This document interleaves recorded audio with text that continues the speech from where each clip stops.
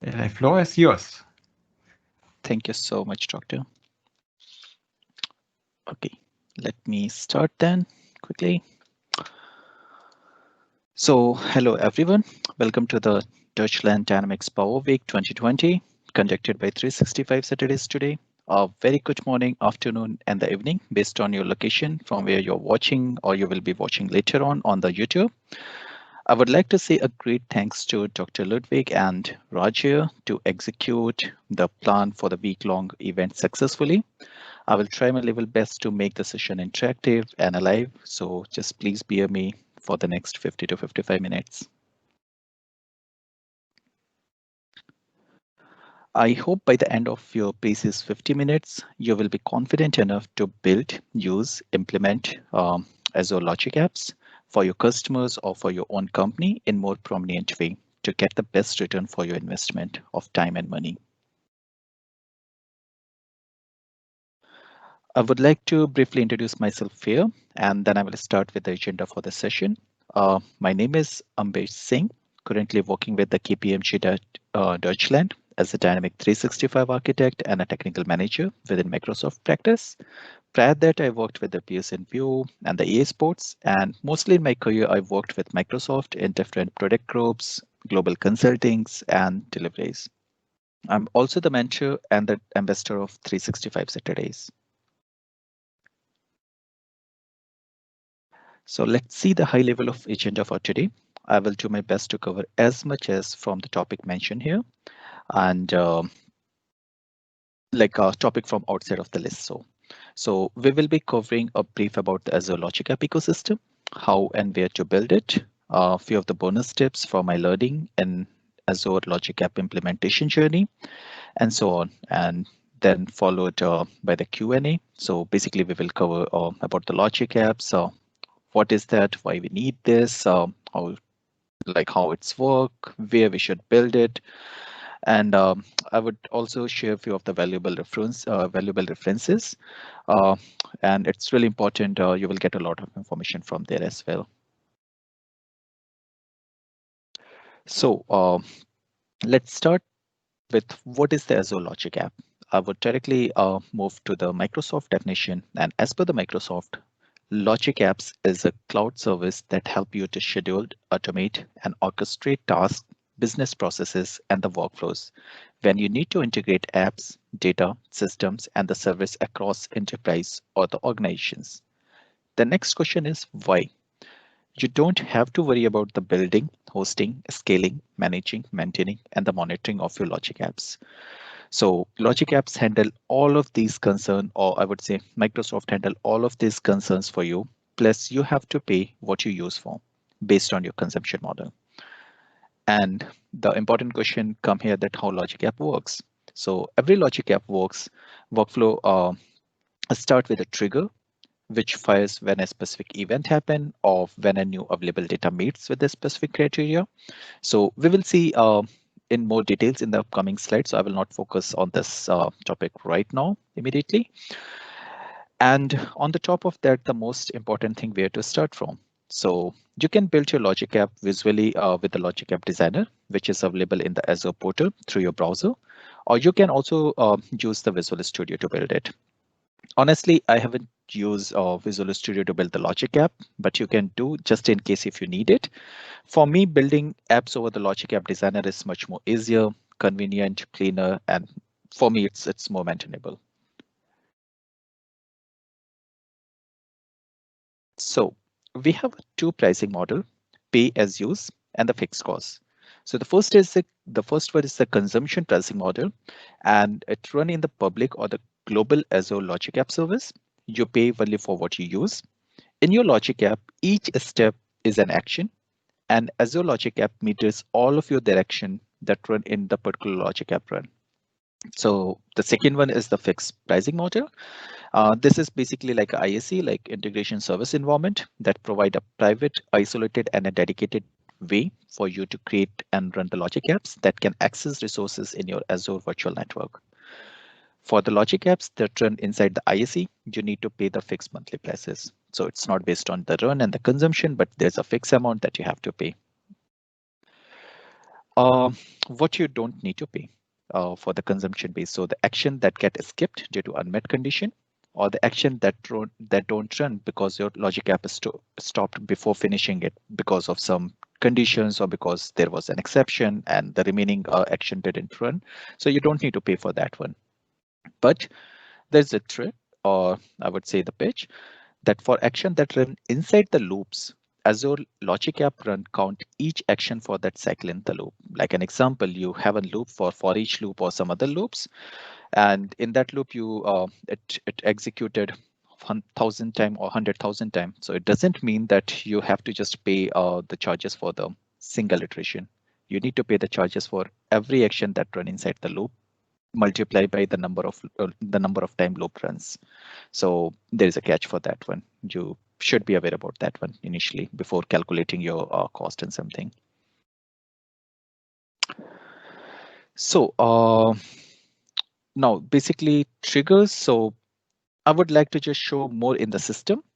So you may be able to correlate it. Let me just quickly share my browser and let me know once it is visible to you. So the first thing first, where you need to go. So you need to generally go to the portal.azure.com. That would be your entry point if you are just going via browser. And after the Azure framework or the browser is loaded for you, then my way to you can just go and create a resource from here as well. But I always prefer to go to the particular resource group. That is more easy and convenient for me to just track and maintain my all the resources inside the particular resource groups regarding the billings and the security and other stuff. And let me go to one of the resource group here.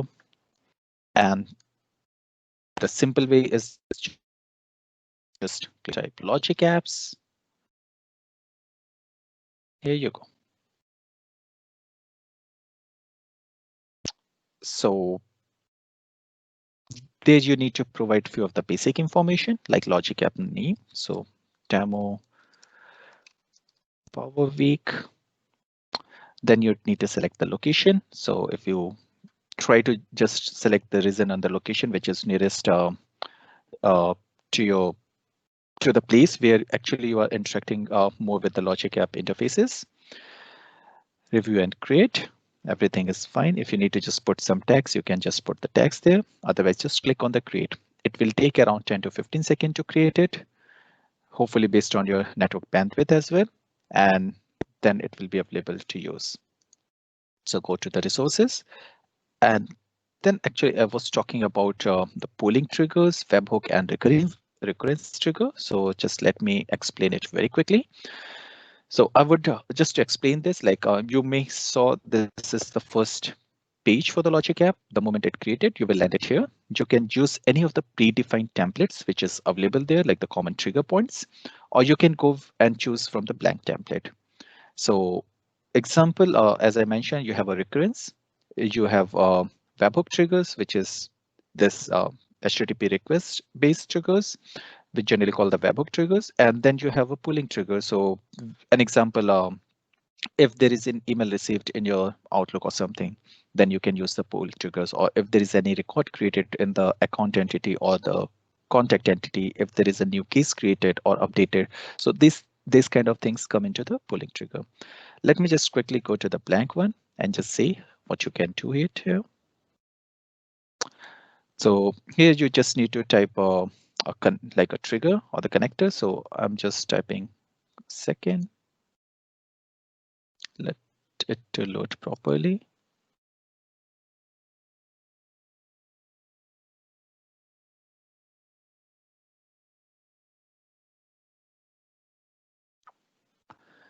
So we have a common data service now as per the Microsoft recommendation, and the earlier dynamic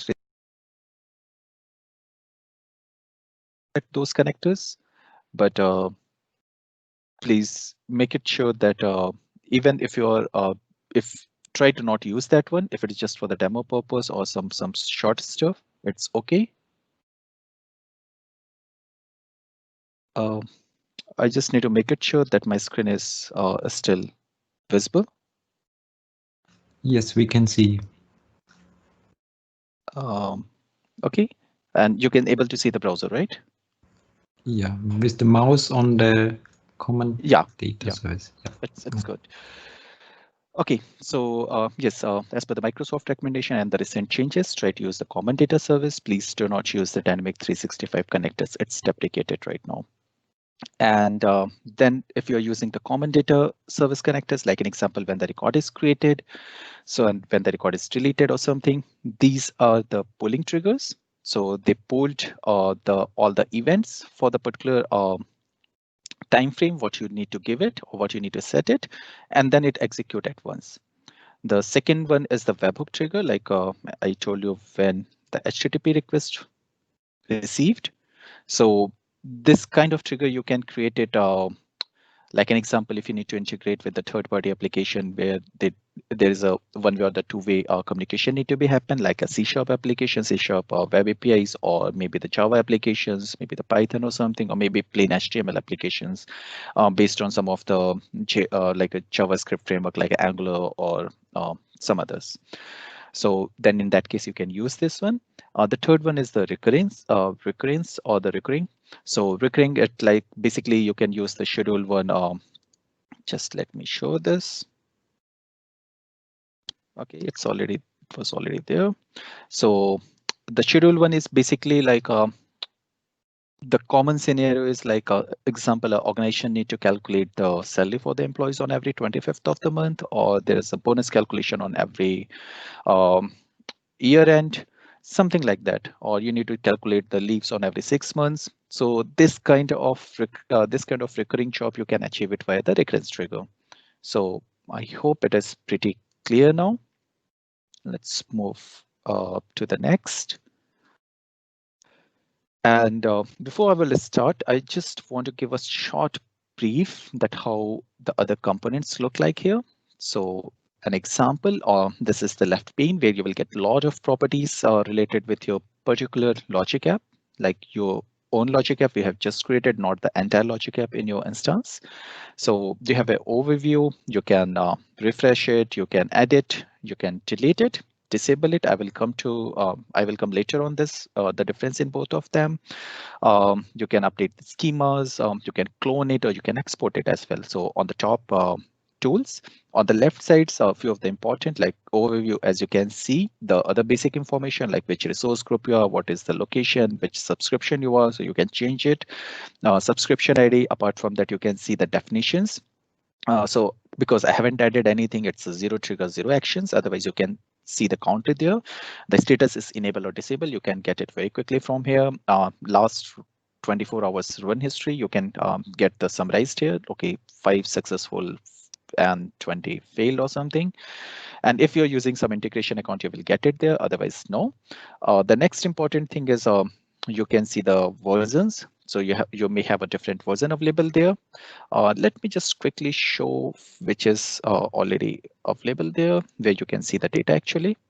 So there are the different versions available there. Apart from that, you can go to the workflow setting, which is basically your logic app setting, which is really important. And here you can just put some security aspect that, okay, your logic app need to be called with the specific IP range, or it need to be called from other logic apps. Few of the informations are there. So this you can put it. You can bound the specific like blacklist or whitelist the IP ranges here.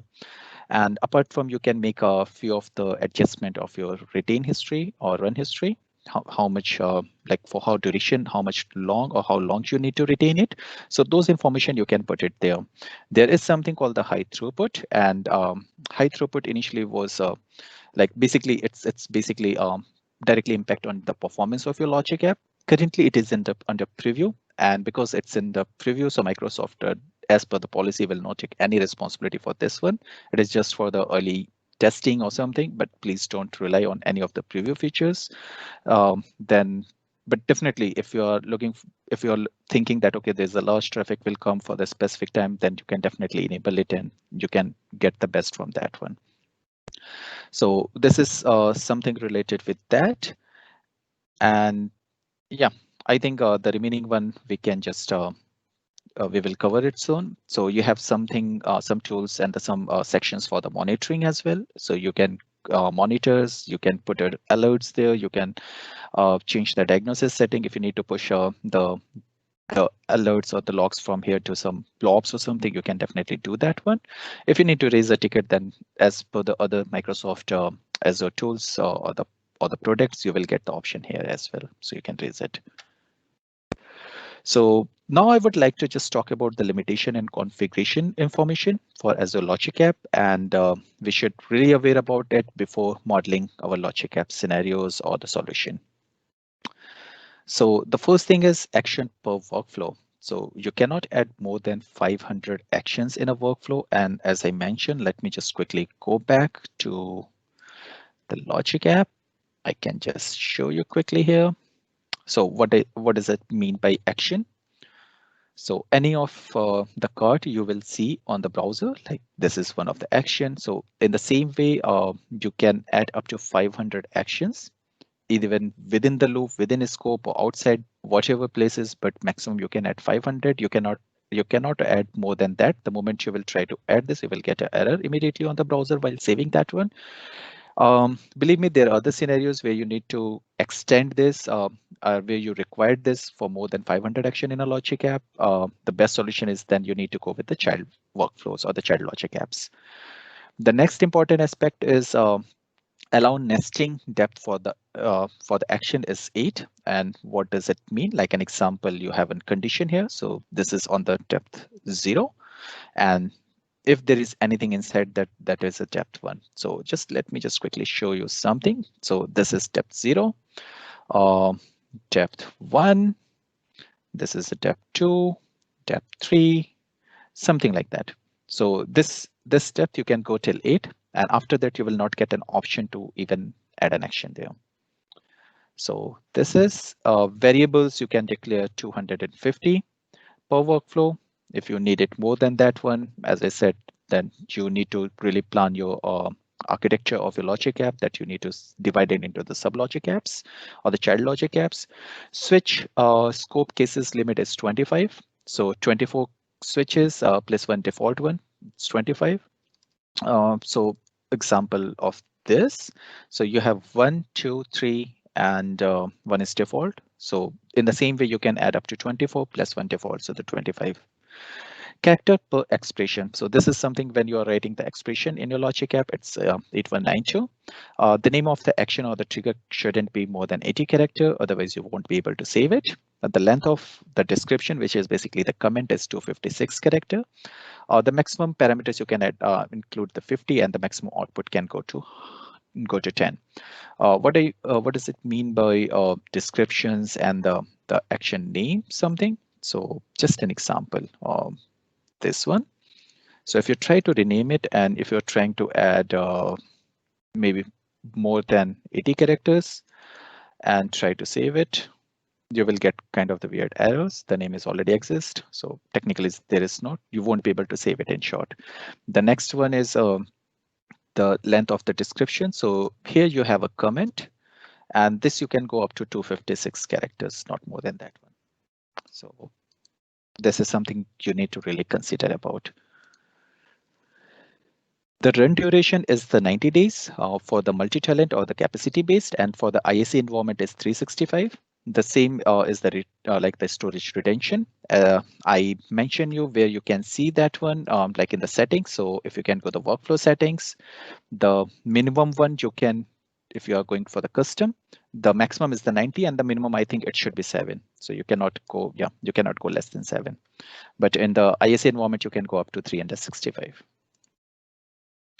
The next one is the minimum recurrence interval, and the maximum recurrence interval is 1 and 500. And what does it mean?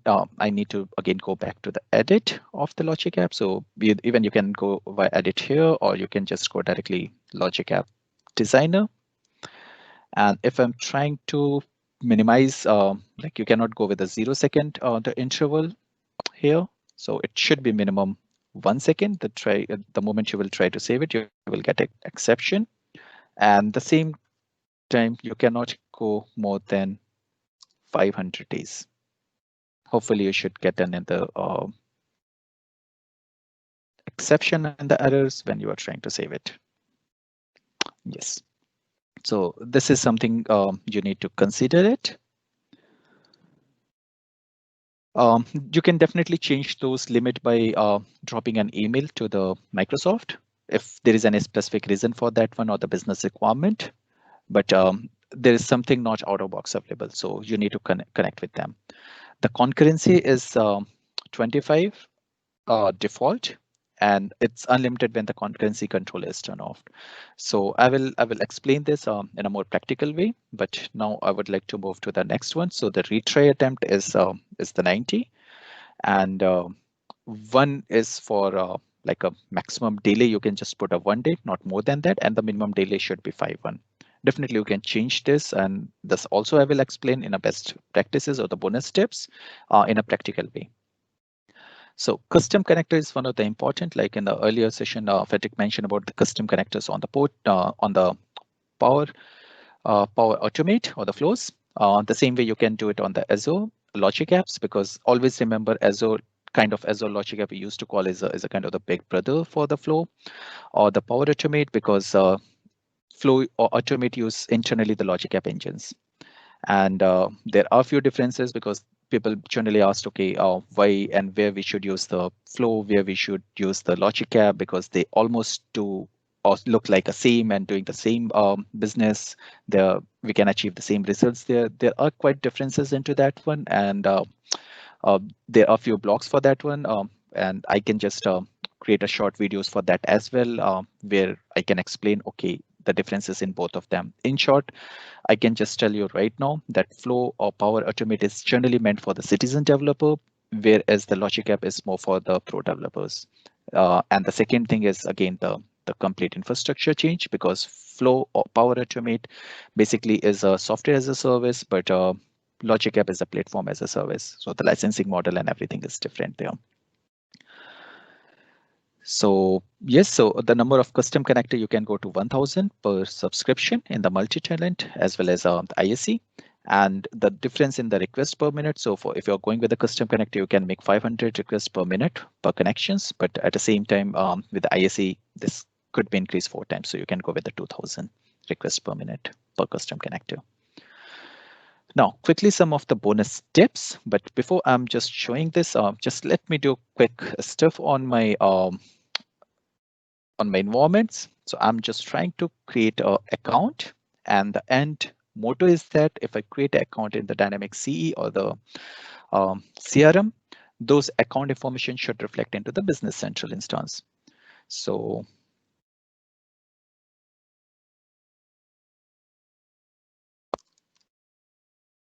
okay, so I will not go with the other fields. I just put on the mandatory fields to just save the time.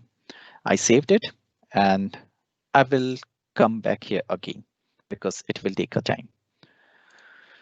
So the first thing is disabling and the deleting of logic apps. So as I mentioned, if you disable the logic app, there will be the no new runs are like initialized or instantiated, but all the progress and the pending runs will continue until they are finished. So if you uploaded the data like 500 or 500,000 records of Excel, you did import it into the dynamic CRM, and if something is running, while disabling, it will execute all of them, then it will finish it, and then it will disable.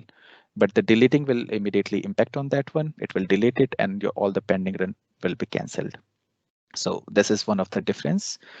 How you can do that, as I mentioned earlier. Second, there's an option to disable and delete it on the top of your tool buttons. So you can disable and delete it.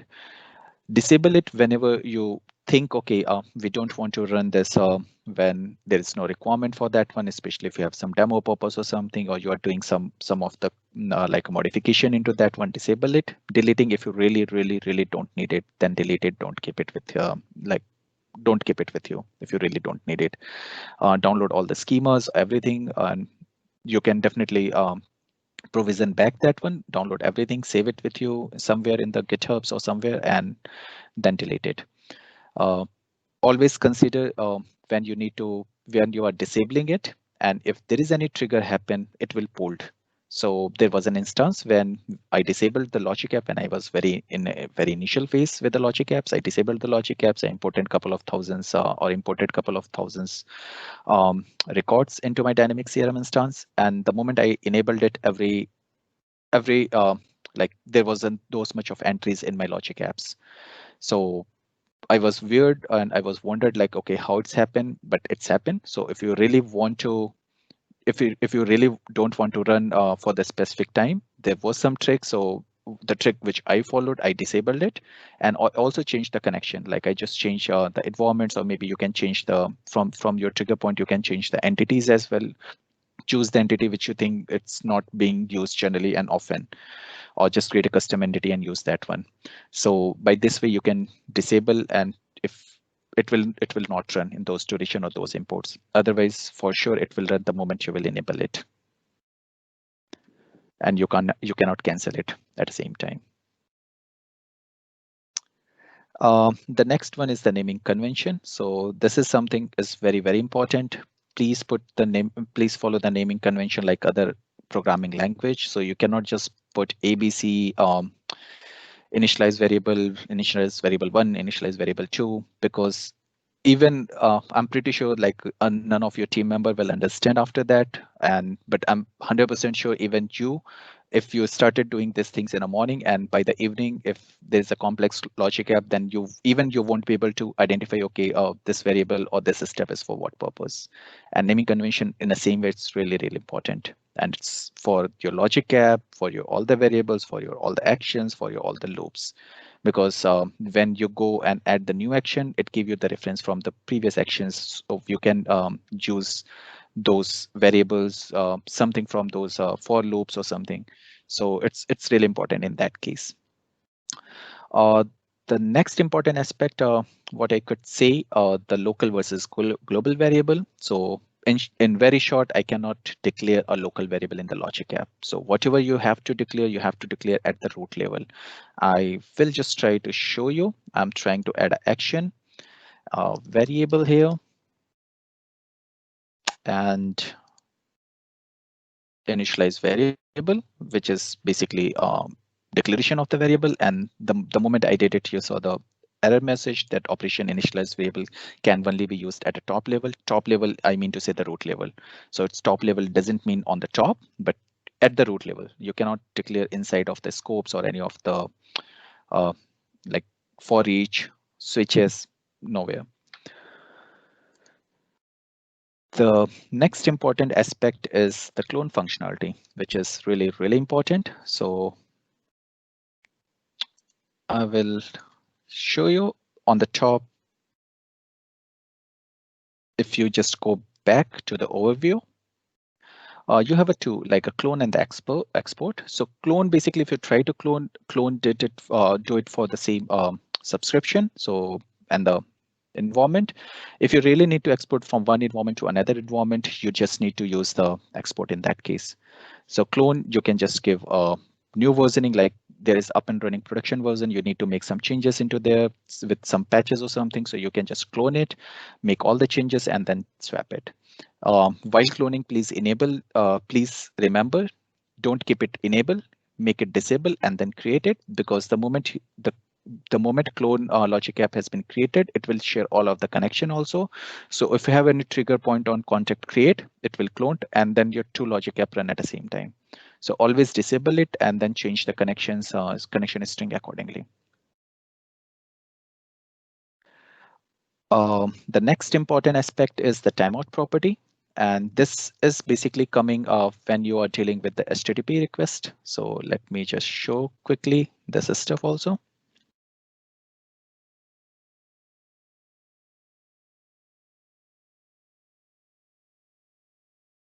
Okay, and let me show something in the tray. So I have a HTTP get, and then you can go to settings here. And here you see the timeout. So as I mentioned, like the timeout, basically it made some of the reattempt or the retry if something is not reachable or something. There's a default parameters for that one, for the retry policy. And but the timeout is basically like it will wait for some times, and if it exceeded those duration, then it will cancel and fail it from there. So this is really important. You need to consider if you think that okay, you need to customize that one, please customize it. Otherwise, leave it as a default. The next one is how to deal with the asynchronous and the synchronous request. And this is something really important, which I just need to tell you. Firstly, I will show you where I have used the synchronous and the asynchronous. So an example in this case block, I have a 2 for each loop. One is, I can show you right now. Here I just enable the concurrency control. And in the second one, I haven't enabled that one. So this is the one thing which I need to show you. And the second thing in the same settings, not this one.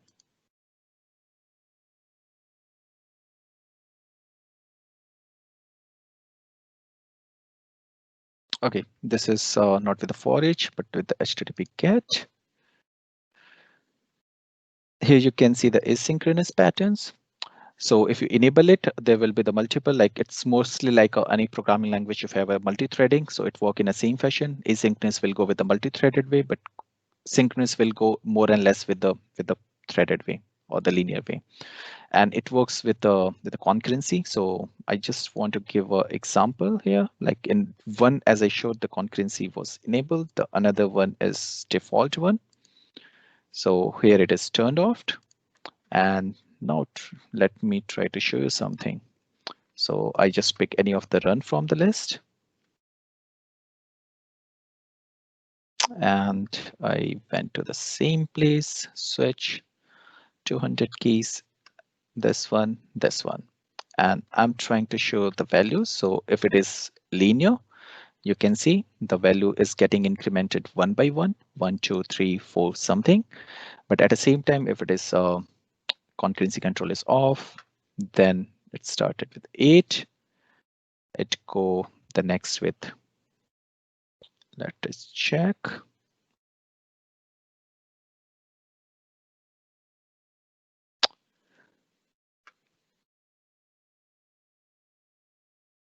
Okay, it's 7.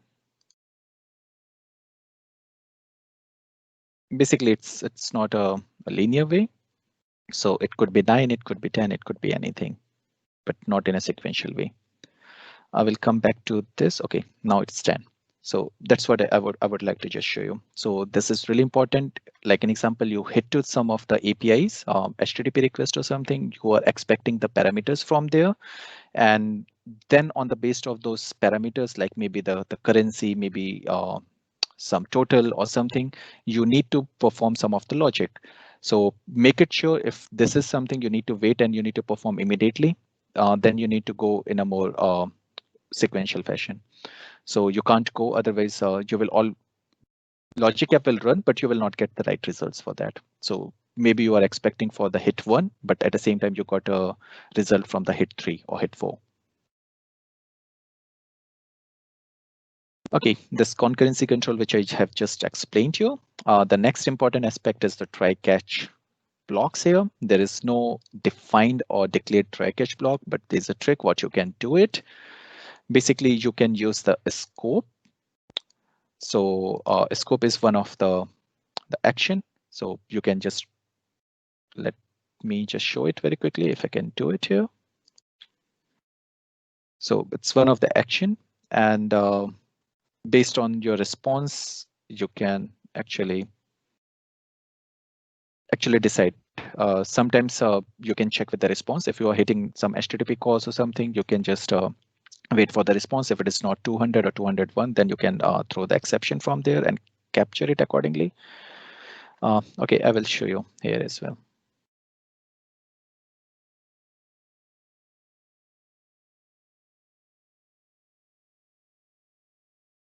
So I'm talking about the scope. You can type it from the top and you can get it here as well.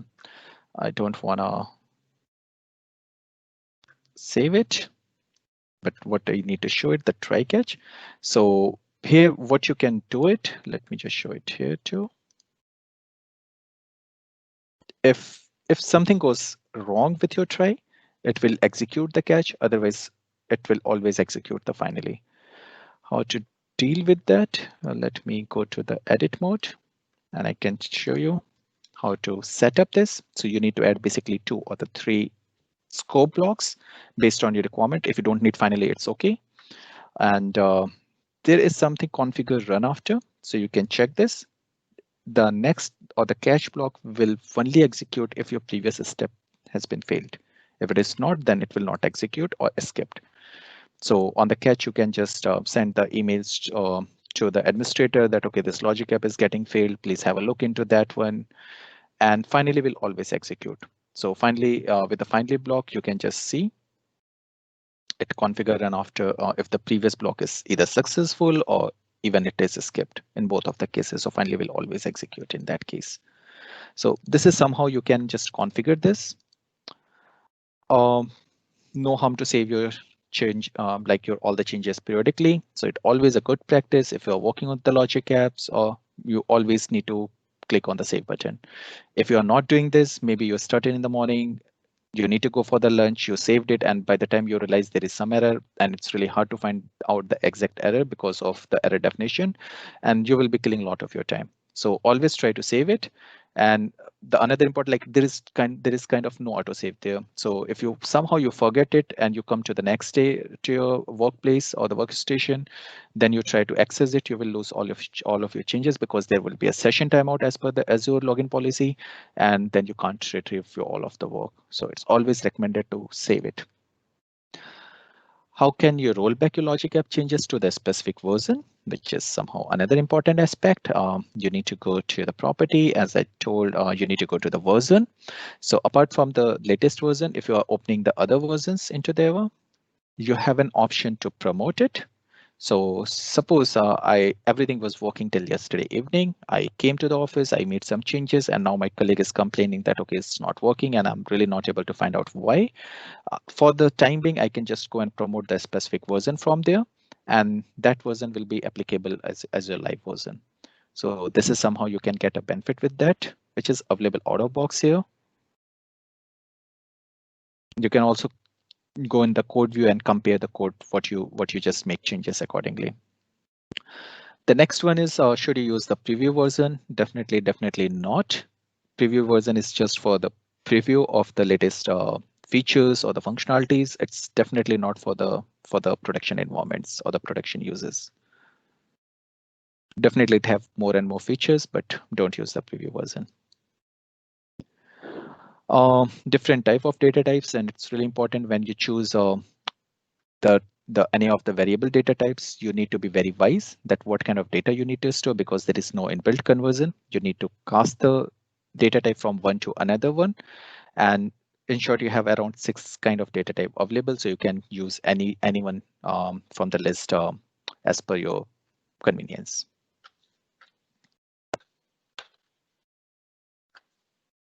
Okay, now go to the next. Peak code is one of my favorite feature. So if you are in, let me just go back there. Go to the edit one. And if I'm on any of the action inside my logic app in the edit mode, you can just directly go there. Just an example. Not the scope, this one. And you can get a peak code for that. And it will show you all of the peak code which is available there. So the benefit for this one, actually, if you really want to just look into what exactly you did, because sometimes it's not clear in the boxes or something, and you need to be very specific. Okay, that's why I just told it's more for the pro developers. So sometimes developers really want to just see the code rather than the drag and drop functionalities, and those times you can get immediate insight of what the drag and drop is doing actually. So you can get the immediate instance for that.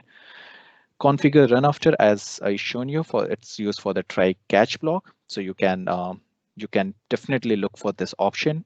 And in my view, there should be no logic app without the try catch. So because you always want to keep a track, if it is failed, then you need to handle and perform few of the action accordingly. Create a child log for the complex requirements or the large requirements. So if you have really complex environment, there is no harm to create the multiple child logic apps. Technically, as per the functionality of the features, there is no difference. We just call as a parent and child, but please keep in mind that as for the functionality or the capabilities, there is no difference into that one. Why should we plan for the logging of your logic app run? Logging is really important. So there is no question that okay, why I should not log it actually, because I need to the complete insight for that one. You can use Azure blobs for that, other storage accounts. You can use the flat files to the log. You just need to configure it. It's not out of box available. What is out of box available is the run history. So you can see the maximum up to 90 days run history into that one. High throughput, as I mentioned, like if you really think that there will be the lot of loads on your logic app endpoints, then go with the high throughput. Otherwise, just keep it as a default. But please don't plan for the production because it's in the previous stage.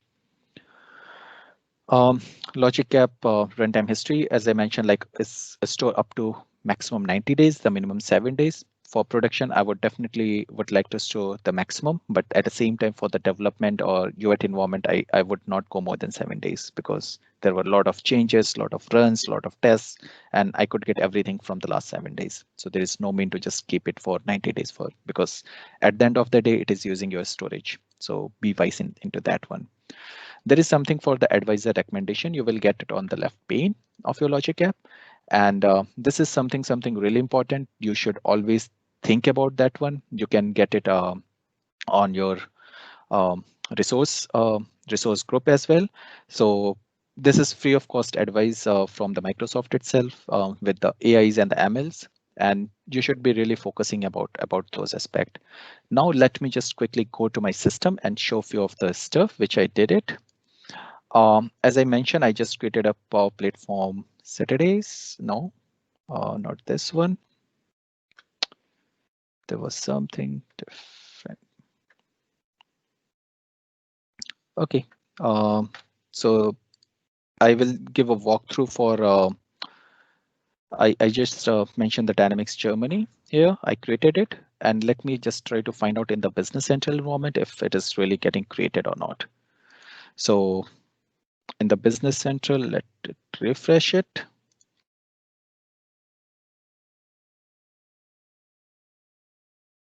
And I should be able to see the entries, at least 2 entries there, because there was I was doing some testing, so there should be 2 entries into that one. Okay, there's one, which is okay, but after sometimes there will be a 2 because there is another dependent logic app need to be done accordingly. So this is something. At the same time, I can just drag my Outlook here. I integrated with Outlook. So hello admin, the logic app executed recently for the Audi Germany. And at the same times, I can get it. Let me just find out some of the deleted item. So it is for the Dynamics Germany, which I have recently created it. So this is some of the information you can integrate with the Outlook as well. And more important aspect, as I mentioned, let me just pull it back here. The logic app run ID. So an example, this is the logic app run ID. I would like to go back to my logic app then. Let me just go back it there. Okay, I need to search it.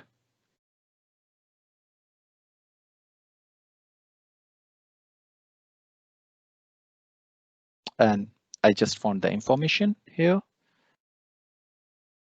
So this is something if you really want to filter it out, you can pick it up because currently there is a less runs, but there are the logic apps where I can just show you very quickly. Maybe this one. There are the multiple runs, and if something got failed, you really need a background for that one. Okay, what got failed, when got failed, and everything. So try to store the values in the logic app. Let me quickly go to the V1 and how you can store. It's from the workflow ID. So do it on the first place, like after executing your trigger, please store the logic app run ID and pass it in case of like you just need to go with the workflow run name. And this will keep the ID for you, which will be the unique ID. You can just pass the information in case of failure. You can log it in some SharePoint list or some blobs, or maybe you can just drop an email that, okay, this run ID has been failed with some exception, please have a look. And it's easy for the moderator or the administrator. They just paste the run ID on the filter and they can immediately get it. Otherwise, believe me, it's really hard if you have thousands of the run history and to find out the specific logic F from there. So it's really hard. Even you just put the filter, okay, just show me all the failures, but the failures could be more than 100. So it's always advisable to just tag it with that one. So this is something which I want to show you here in this logic app. Let me just quickly give the short breakthrough of what this logic app was doing, how it pushed the data to the business central. So as I mentioned, like I just initialize the variable, the run history, then I check if the account name is blank or not. So if it is blank, then continue. If it is not blank, then continue. If it is blank, then terminate it with the cancel or the error. And then I just initialize few of the variable. I use the keywords for all the configuration value and the secure values for that. I pick the value from there. The important aspect is please do not cache the passwords. So directly use from the keyword to your action. Don't use it or keep it in a variable. Otherwise, there is no use for that one. The another important aspect is like then I just create a creditor. I just call a creditor API. I just get the debitor from the system, and then I have created that one. So this is for the debitors, and at the same time I just call another child logic app from where I'm just pushing the information. So I just push this information with the specific URL, and this URL is for the creditor, like a API for the business central for the vendors, and I just pass few more information into that one. And then there's a child logic app which has been executed, so I can see the information there as well, and it is basically pushing the information to the business central. So just for the for just parent-child relation, I just shown them one. So it is basically posting the data. I make it secure. You have a configuration value in the settings, so because I don't want to just showcase any of the keys or something, and I don't need an like in the response output also, I don't need anything from there. That's why I make it secure. And then you can send a response, okay, it's successfully created, or there is an error. So this all the configuration you can do it. So this is the one thing which actually I would like to show you. Few of the other stuff which I have recently created, like in the morning, I had some time during the breaks and I quickly just created few of other logic apps just to explain the capabilities. It's not only the business central to the Dynamics 365 CE. It has a lot of other capabilities. You can just include all of the AI stuff, congregative services stuff, all of the social handlers. There's the enterprise connectors available there. So there are the tons of connectors available and you can utilize all of those things. So what I'm doing there, if any response submitted to the speaker feedback form, then I'm getting and fetching the response from there. I just use three variable to just store the information into that one. And at the same time, I'm doing the three things. So here you will get an option for the parallel action. So you can add a number of the parallel actions there, here. And parallel actions means it all execute simultaneously. And this also depend on your ISO logic app architecture, that if one action is not dependent on other, always go with the parallel one. So I'm doing three things. I'm creating a SharePoint entry. I'm posting a tweet or the Twitter handle, and I'm also sending an email. And whenever I'm sharing this to the SharePoint, like I'm posting this to the SharePoint list, at the same time, I'm just putting a delay there. So I'm just putting delay there and sending the email back to the organizer that, okay, hello again, there's a reminder. This is a reminder email. Ignore if you are already done. Please compile all of the feedback against the speakers and send her an appreciation of tokens, something like that. And it will go to your inbox. So let's see how it's work. So an example, I just use for Kelly.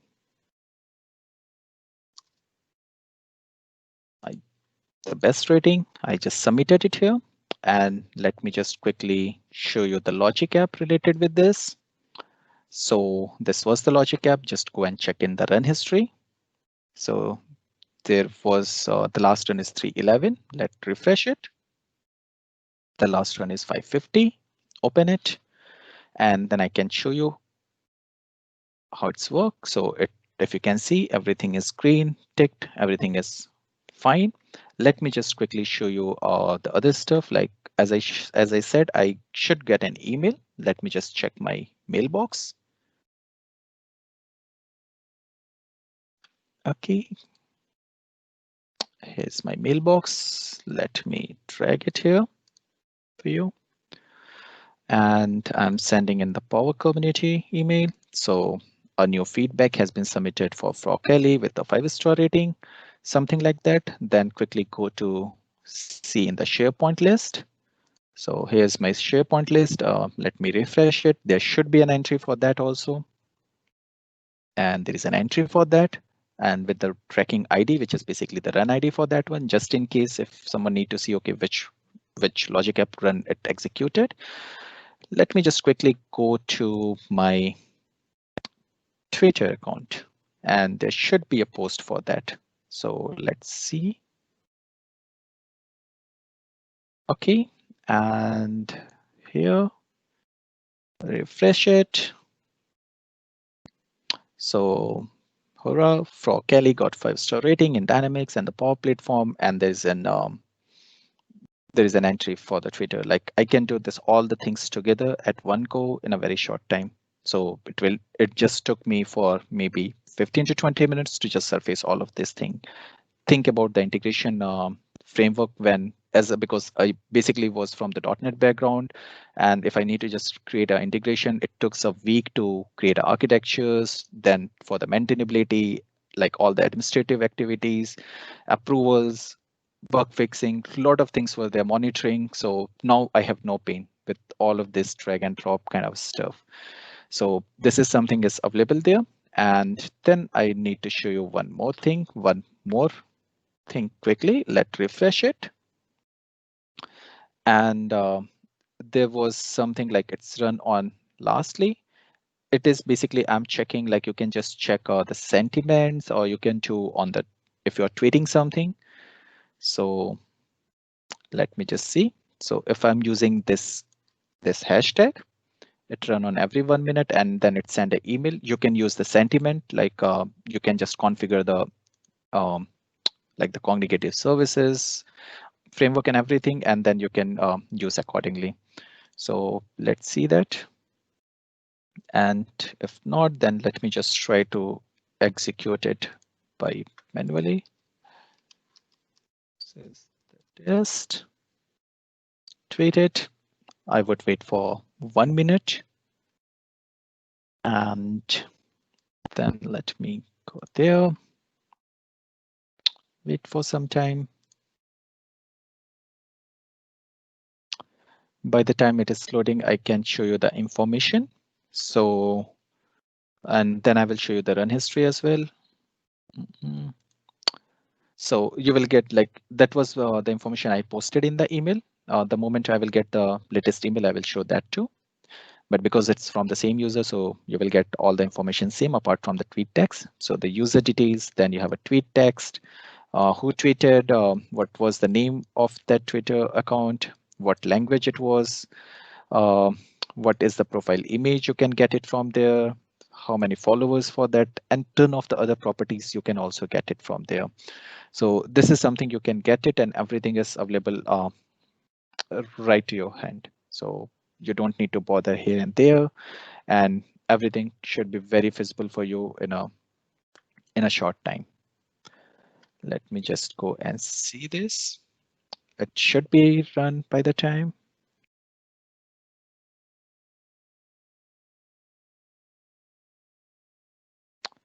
I will see.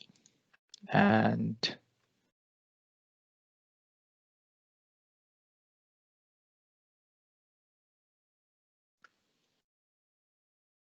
so there was a tweet, and this is the first tweet where I use the hashtag.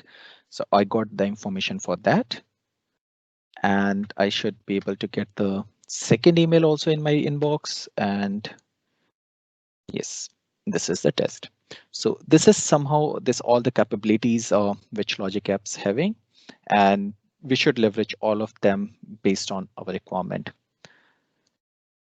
So back to the slide, and you will get a lot of more information there. So I have compiled a few links here, and it will be very useful for you on your Azure Logic App journey, and you will get a lot of other informations based on that. And apart from that, I'm really thankful to all of you to spend your valuable time today and looking for your positive feedbacks and suggestions. So please scan the QR code or use the short URL to access the feedback form. It will not take more than 20 seconds to provide your valuable feedback, and it really means a lot for me to improve myself in my speaking journey.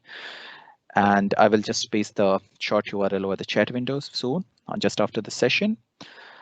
You can connect me on my social platform, ask your queries on my Twitter handle, which is Amisha19. Scan the code and connect me over the LinkedIn. And you can subscribe my YouTube channel for the slides and more demos and Azure Dynamics 365 and the Power Platform technologies. I'm also planning to launch a free of cost course on the Azure Logic app for Power Platform and Azure Business Consultant, Citizens, and the Pro developers soon. So stay tuned and you will get updated information on my social channels. I hope you find the session interesting and useful, at least to find a new dimension on your integration requirements. I would like to just open the floor for queries, like for any of the queries or the question and the discussion now, because we have a couple of minutes available. Yeah. So, wow, that was a lot of information. So, thank you very much, Ambesh, for sharing all of this information with us. I have two questions for you. Yes. The first one is, you mentioned that there are limitations in Logic apps. I think 500 connectors, for the duration there's a limit, for the nested actions. And my question is, did you ever come close to these restrictions? Honestly, no. I haven't came across this one. So an example, there are 1,000 connectors you can create it in the ISE or the like a pay per use based on the consumption model. I haven't created the 1,000 connectors there. The second important aspect is the 500 per minute run. So again, there was not as a situation where I have encountered the situations. There are a few discussion with some of the community members regarding the loops where you have a large SharePoint list or the SQL data tables where you have thousands and the thousands of record and you need to do some manipulation into that one. So there was something come for the timeouts, and the best answer is for that. Then you need to use the chunking for that one. So there's the chunks available in your loops, and you should be like quite often think about to use that one.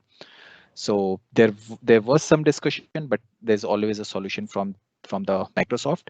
And on the top of that, Microsoft is really helpful, and they're really welcoming. If you have kind of some issues, there are email addresses I can just share on the chat window after the session. You can just drop an email to them. Either they will suggest you, and if they really think it should be the part of the product, they will definitely provide or those capabilities in the next upcoming releases. Okay. We just got a question. It is about HTTP webhook versus HTTP request. Which is the best option to consider, and pros and cons? Not sure if this can be answered in just a minute, but I think you share still your contact details, so maybe you can get into contact with each other after this session. Yes, I'm connected with Venkat on this, so I can answer this. But from the request perspective, I think I use the HTTP, so I cannot say HTTP webhooks are bad or something. But definitely, this is on which which scenarios. That is also an important aspect. We can't say black. There's nothing black and white, so it's always based on the scenario. So I will discuss with him, and maybe then I can able to just give you a short feedback to him accordingly. Okay, very good. Okay, so that's perfect timing.